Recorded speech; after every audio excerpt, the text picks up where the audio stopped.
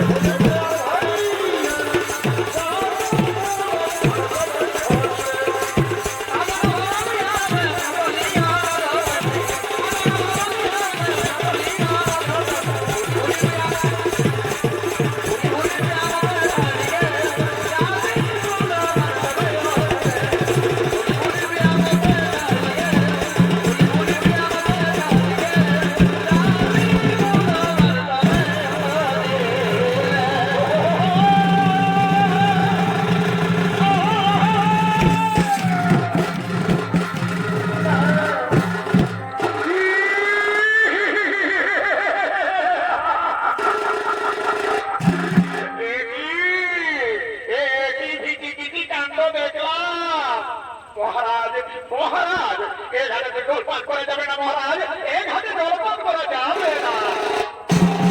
কেন কেন আমাকে মিলে রাখো, এ ঘাটে জলপান করা যাবে না কেন? আমি রাজা কেতুমাল, সাবিত্রীর পঞ্চম সন্তান, সত্যবান আমার পিতা, ধর্মদেবতার আশীর্বাদে আমার জন্ম। আমি এতে রুমনায় কাউকে ভয় করি না। মহারাজ অতি দর্প ভালো নয় মহারাজ, অতি দর্প ভালো নয়। আমি জানি আপনি ত্রিভুবন বিজয়ী, কিন্তু এই সময় জলপান করতে গেলে আমাদের বড় বিপদ হবে মহারাজ।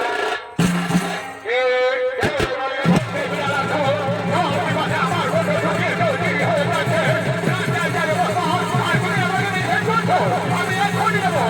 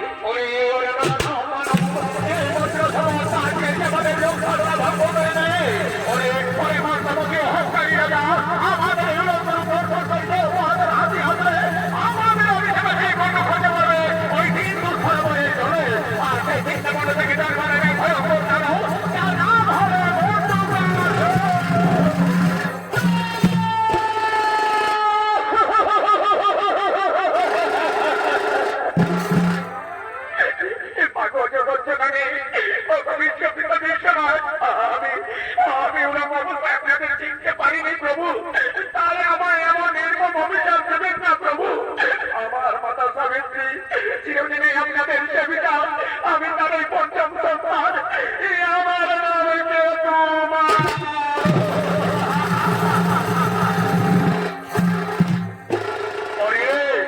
তোমার আমরা জানি তুমি সাবিত্রী পঞ্চম সন্তান কিন্তু পূর্বজন্মের কর্মফল কেউ সন্তান করতে পারে না তাই পূর্বজন্মে তুমি ছিলে স্বর্গের পিতাধর দেবরাজ মাধবের অভিশাপে মনুষ্যজনকে জন্ম নিয়েছো আর এইবার আমাদের অভিশাপে তোমাকে জন্ম দিতে হবে